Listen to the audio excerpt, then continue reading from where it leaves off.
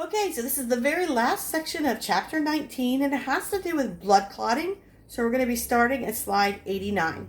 So blood clotting or stopping bleeding is a process known as hemostasis. Now remember, we had a process in Anatomy 1 that we're always talking about homeostasis. This is different. Hemo specifically means blood. That's why we had hematopoiesis, right?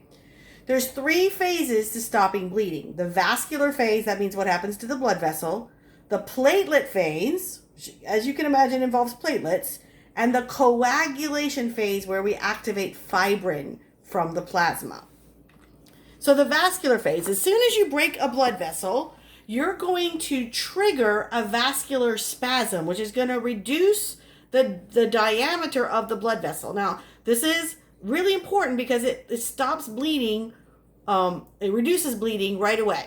It contracts the smooth muscle fibers of the vessel wall, and it clamps them down for about 30 minutes to give the other phases time to be in effect.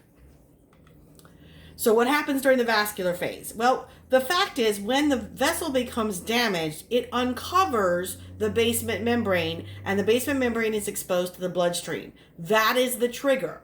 The endothelial cells that line that vessel realize once that basement membrane is exposed, and they begin sending out some chemical SOS signals, local hormones and chemical factors. They're going to send out ADP, which is ATP after you take off 2 phosphates, tissue factor, prostacyclin, and endothelians. And the combination of these things cause the smooth muscle in the wall of the vessel to constrict.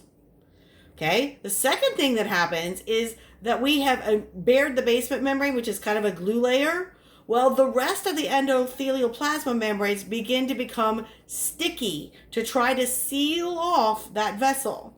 Now that stickiness is going to start the next phase, which is the platelets. So let's see. We have a blood vessel, we have a knife that goes through it, and notice both sides of the cut cause the smooth muscle layer to constrict and cause the diameter of the blood vessel to be really tiny right around the break. Okay? Now, that stickiness that we start in the vascular phase gets passed on to the platelets. So once one platelet finds the sticky surface, it sticks and it becomes stickier, and passing platelets will start to grab onto each other, and they begin to make a mound of platelets. And this starts within 15 seconds after the injury, and they form what's called a platelet plug. Now, if it's a really tiny break, sometimes platelet plugs are enough to do the job and they will stop the bleeding. Larger breaks are going to require us to go to phase 3. Okay? But during the platelet phase, this is what activated platelets are releasing: ADP, thromboxane A2 and serotonin, clotting factors, which we're going to see in the next section, platelet-derived growth factor, and calcium ions. Okay? Those are all going to start the clotting phase, the coagulation phase. So again, we clamp down the blood vessels, platelets begin sticking to the exposed endothelial membranes, and they fill in the gap between the 2 sides of the broken blood vessels. Okay? This all happens very, very, very quickly. Factors that prevent the platelet plug from getting so big that it blocks completely the blood flow: prostacyclin is there, that inhibits platelet aggregation. White blood cells that are trying to get in will release inhibitory compounds. Circulating enzymes will get rid of the ADP. We have a negative feedback loop from serotonin, and the blood clot kind of keeps it away from the rest of the circulation. Okay, then we get to the last phase, which is coagulation, which is about 30 seconds after injury. So the very first 15 seconds, we have vascular phase, and it lasts for up to, 30 minutes? Then we go into, after 15 seconds, we get the platelets activated. In another 15 seconds, we start the coagulation. And there are clotting factors. That is calcium ions and 11 different proteins. Now, most of these proteins are kept as proenzymes, which I already described to you as an inactive enzyme that gets activated by another enzyme, and then once it's active, it can do its job. So the active enzymes direct the clotting response.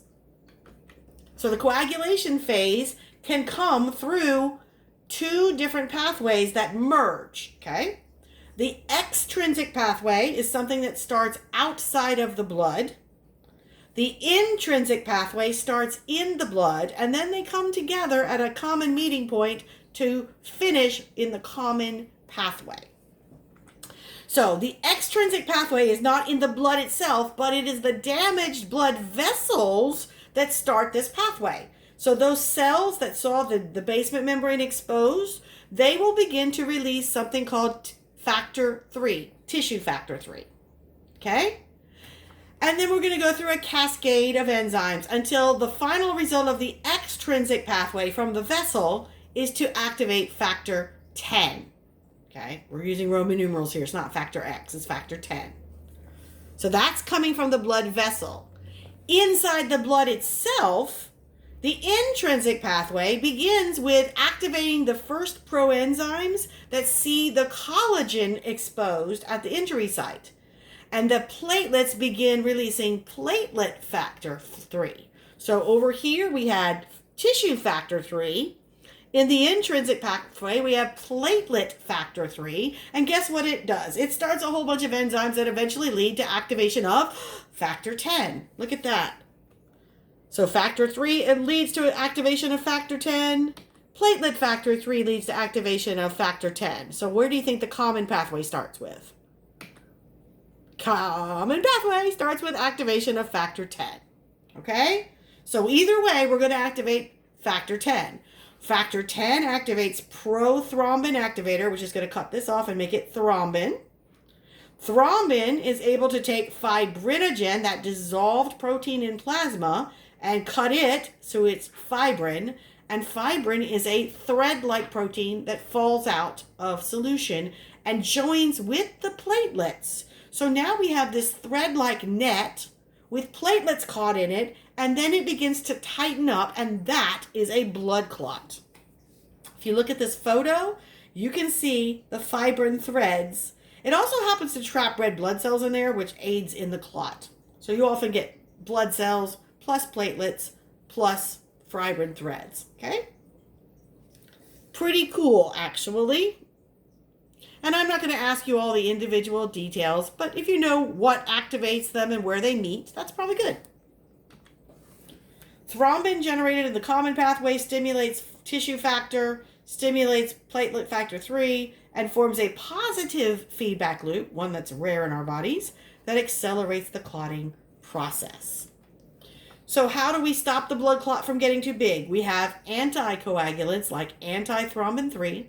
We have blood thinners like heparin that accelerates antithrombin 3 activation. We have thrombomodulin, which activates protein C, which inactivates protein factors. And we have prostacyclin, which stops platelets from being sticky and aggregating. Calcium ions and vitamin K are needed for clotting, and all three pathways must have the calcium ions. Vitamin K is required to make 4 of the clotting factors. So if you don't have vitamin K available, blood won't clot.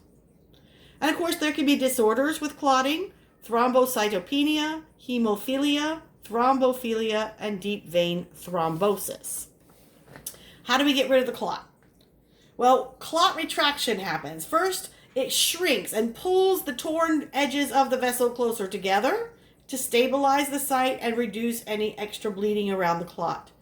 And then it also reduces the size of the area, making it easier for the cells that are going to come rebuild to get in there. Once the fibrin meshwork is formed, platelets and red blood cells stick to the fibrin strands, and then it contracts. A process that continues over 30 to 60 minutes. Fibrinolysis is getting rid of the clot, and we use thrombin and tissue plasminogen activator, or TPA, which activates plasminogen, which creates plasmin, and plasmin is able to break down those strings in the fibrin threads. All right, guys, I believe that's the last one. Yep, that's the last slide in chapter 19. So good luck studying. You can contact me if you have any questions.